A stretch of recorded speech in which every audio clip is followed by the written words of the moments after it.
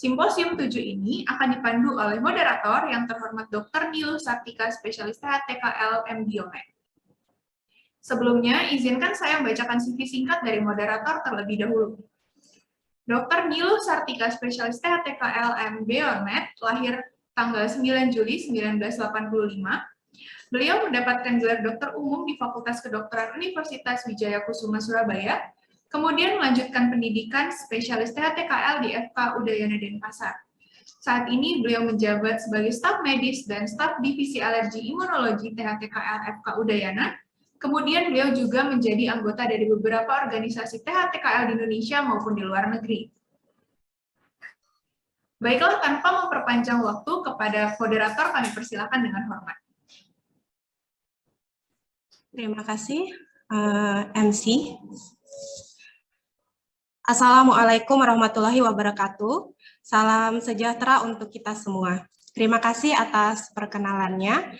Baik, mohon izin saya selaku moderator pada acara webinar siang hari ini akan memandu jalannya acara.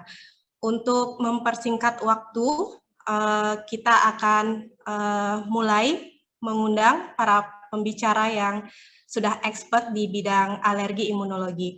Untuk yang pertama, saya undang yaitu Dr. Niken Diah, spesialis THTKL, konsultan MKes. Dr. Niken Diah lahir di Surakarta tanggal 16 April tahun 1983. Beliau menamatkan S1-nya di FK UNS Surakarta, kemudian melanjutkan pendidikan ilmu kesehatan THTKL di FK UNS Surakarta, kemudian melanjutkan magister kedokteran keluarga minat biomedik di Pasca Sarjana UNS Surakarta. Beliau merupakan dosen FK UNS dan dokter spesialis THT di Rumah Sakit UNS di Surakarta. Kepada Dr. Niken Diah, waktu kami persilakan.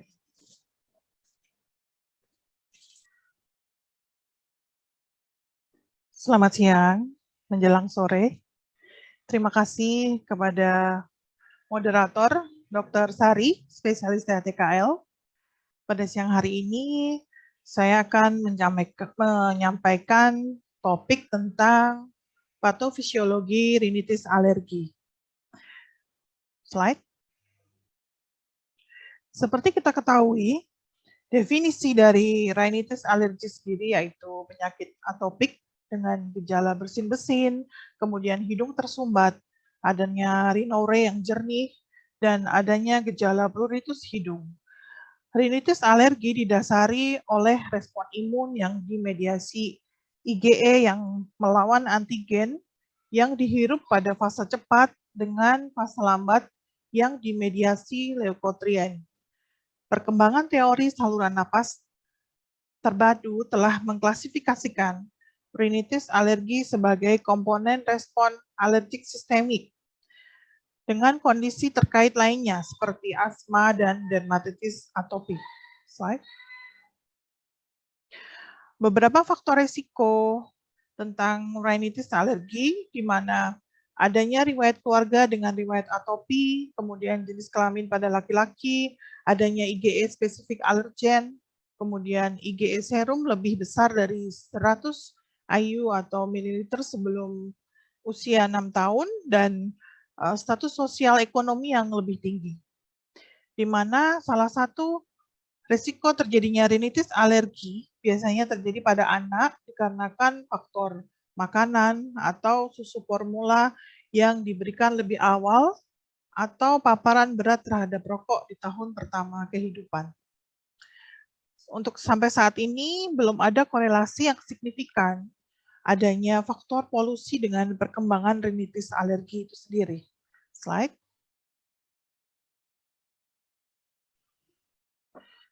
Dan beberapa hal yang menarik sampai saat ini, faktor yang diidentifikasi yang mungkin memiliki efek protektif pada perkembangan rinitis alergi pada saat peran ibu menyusui dalam perkembangan masih diperdebatkan, tetapi masih menjadi rekomendasi karena banyak manfaat lain yang diketahui dan tidak ada bahaya yang terkait.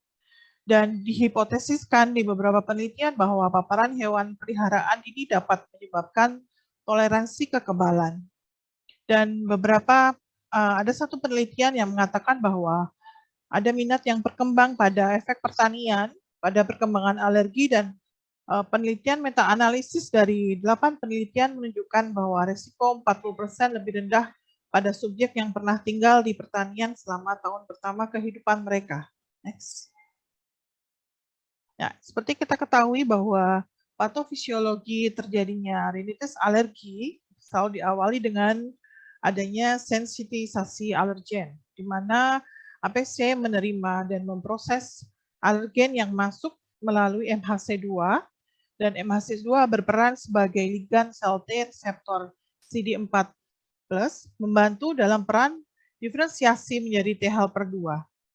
Nah, kemudian T helper 2 mengeluarkan beberapa sitokain yang menginduksi sel B, di mana sel B mengeluarkan beberapa sitokin, di mana sel B menghasilkan IgE spesifik dan juga dalam proliferasi eosinofil, sel mast, dan neutrofil. IgE spesifik sendiri yang dihasilkan juga berperan dalam membentuk ikatan dengan basofil dan sel mast. Slide. Next. Pada reaksi rinitis alergi diawali dengan adanya fase awal, yaitu kita sebut sebagai early reaction, di mana terjadi keluhan seperti bersin dan rhinore yang berlangsung selama 30 menit dan kemudian akan menghilang. Biasanya ini disebabkan karena adanya respon sel mast terhadap alergen penyebab. Itu yang kita sebut sebagai reaksi hipersensitivitas tipe 1. Kemudian sel mast sendiri akan menginduksi gejala pada hidung dengan peran mediator kimia seperti histamin, prostaglandin, dan leukotrien. Histamin sendiri menginduksi bersin melalui saraf trigeminal dan juga berperan dalam rhinore dengan merangsang kelenjar lendir. Leukotrien dan prostaglandin bekerja pada pembuluh darah sehingga hal tersebut menyebabkan keluhan hidung tersumbat. Next. Kemudian untuk reaksi late reaction sendiri terjadi sumbatan hidung sekitar 6 jam setelah adanya paparan, kemudian berlahan akan mereda. Hal ini disebabkan karena adanya peran sitokain seperti IL-4 dan IL-13 yang berasal dari sel mast yang muncul setelah terjadinya early reaction. Sel inflamasi, eosinofil, sel mast, dan sel T bermigrasi ke mukosa hidung, memecah dan menambah jaringan hidung yang normal. Proses ini juga mengakibatkan adanya obstruksi hidung yang merupakan gejala utama pada pasien-pasien dengan rinitis alergi. Next. Berikut beberapa mediator inflamasi yang berperan dalam sumbatan hidung. Di antaranya di situ dapat kita lihat ya, fungsi sel mast dan basofil itu sendiri, mediator yang dilepaskan pada reaksi fase segera atau kita sebut sebagai preform mediator, misalnya biogenik amin, granul makromolekul, dan Uli mediator. Itu terdiri dari histamin, kemudian prostaglandin D2, leukotrien C4 dan D4, adanya platelet activating factor, kinin, dan beberapa mediator lain yang dapat menyebabkan efek mekanisme sumbatan hidung. Di sini kita ketahui bahwa histamin itu sendiri menyebabkan gejala sumbatan hidung, tetapi tidak karena adanya histamin tersebut tidak dapat dihambat secara total dengan adanya antagonis reseptor H1H2. Di sini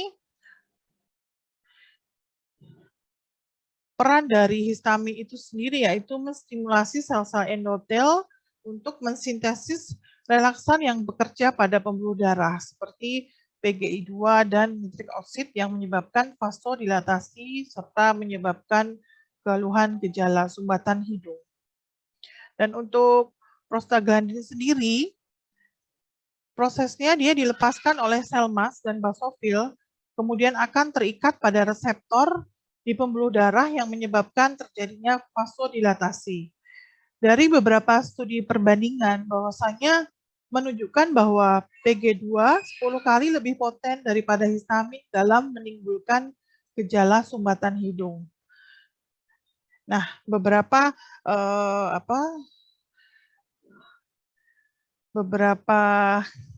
efek dari PGD2 pada mukosa hidung itu diperantarai oleh salah satu atau dari dua subtype reseptor, di mana adanya reseptor tromboksan dan atau prostanoid dan reseptor PGD2 spesifik. Next. Di sini bisa kita lihat ya bagaimana proses terjadinya rinitis alergi dengan adanya sumbatan hidung seperti yang saya sudah jelaskan di slide sebelumnya. Next.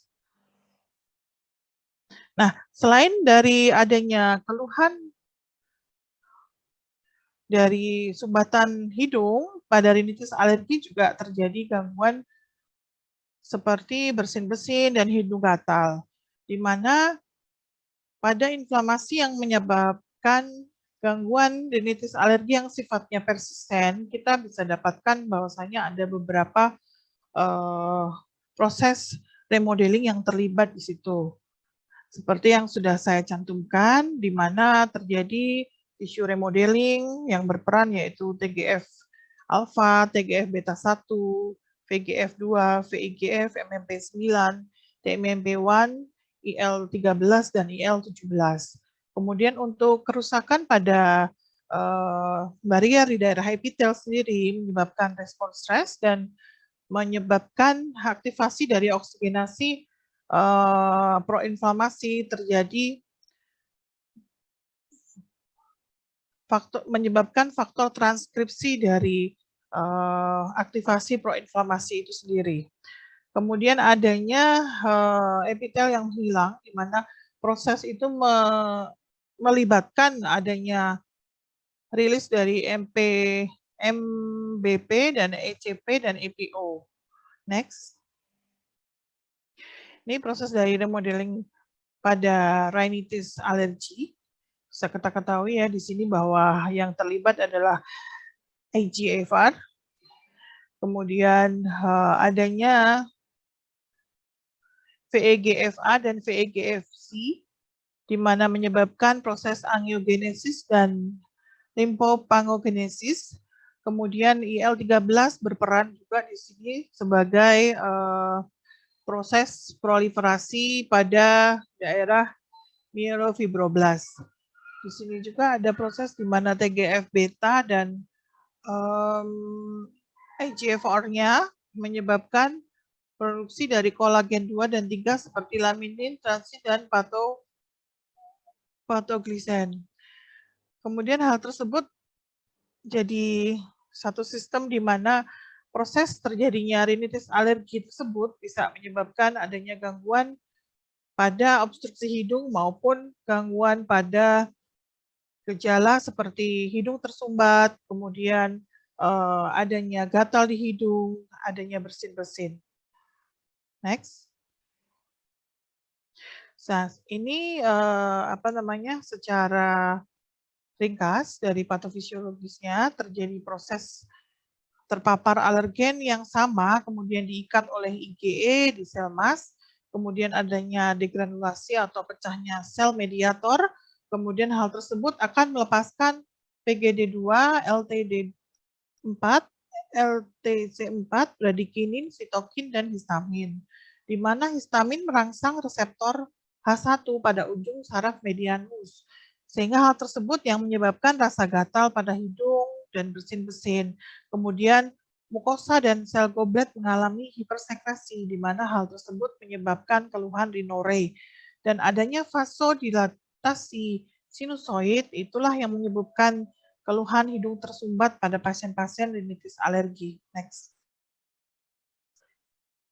Next.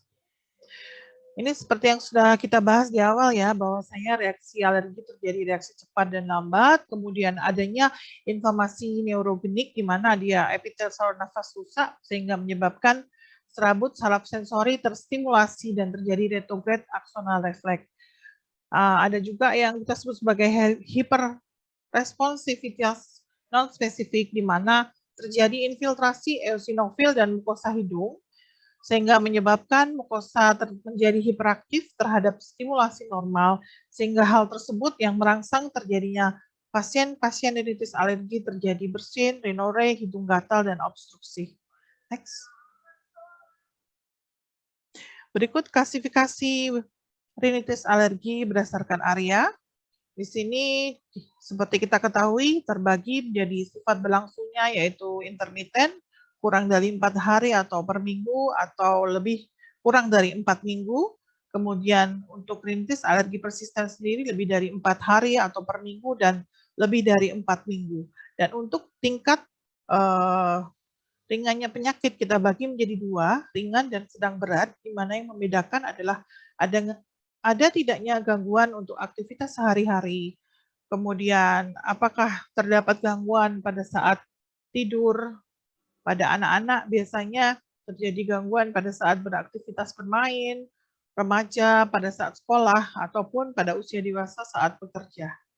Next. Beberapa manifestasi klinis yang kita dapatkan dari gejala klinis rinitis alergi, salah satunya menyebabkan hidung tersumbat, kemudian adanya hidung gatal, rhinore, bersin, konjungtivitis. Next. Dari beberapa pemeriksaan fisik dari luar nampak pada pernafasan mulut ya, biasanya pada anak-anak lebih sering dia mengalami menggosok hidung atau adanya lipatan hidung melintang yang jelas.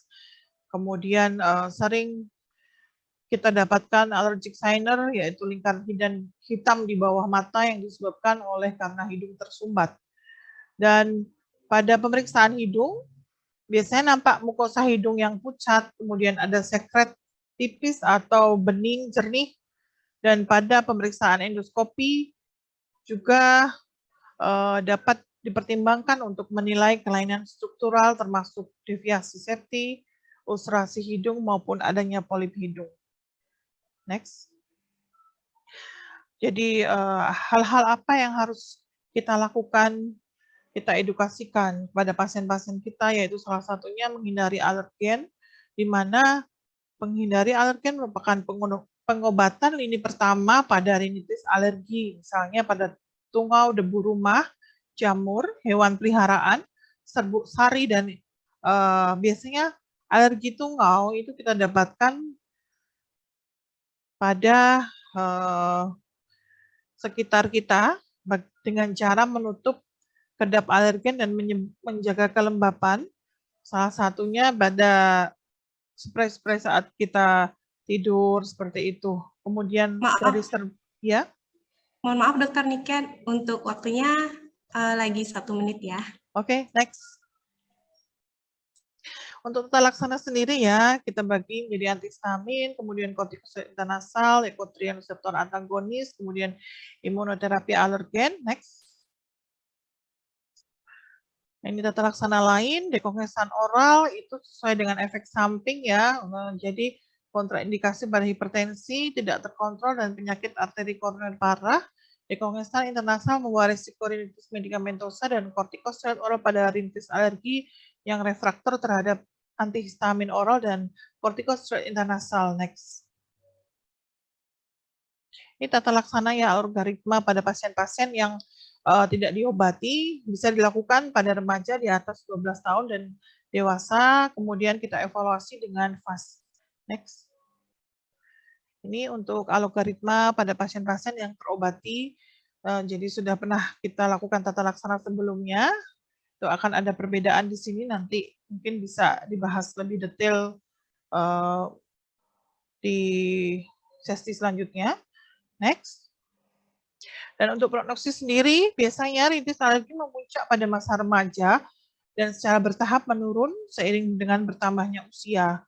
Dia pasien-pasien yang memiliki gejala dan usia yang lebih muda lebih mungkin menunjukkan perbaikan. Nah, tingkat keparahan dari rinitis alergi dapat bervariasi dari waktu ke waktu tergantung pada berbagai faktor seperti lokasi dan musim. Next. Ringkasan, tadi menurut RWO sendiri, rinitis alergi merupakan kelainan pada hidung dengan gejala bersin, rhinore, rasa gatal, tersumbat setelah mukosa hidung terpapar alergen yang diperantarai oleh IgE. Penderita rinitis alergi yang sering menghadapi masalah seperti sulit tidur, masa lemah, keterbatasan aktivitas, kurang konsentrasi dan perhatian, produktivitas yang rendah, perubahan mood, dan gangguan kognitif. Next. Tata laksana rinitis alergi sendiri meliputi pengendalian lingkungan, terapi farmakologi, terapi operatif bila disertai dengan keadaan hipertrofi konka inferior yang menimbulkan sumbatan hidung, serta bisa dilakukan imunoterapi. Baik, sekian presentasi pada siang hari ini. Saya kembalikan kepada moderator Dr. Sari. Terima kasih.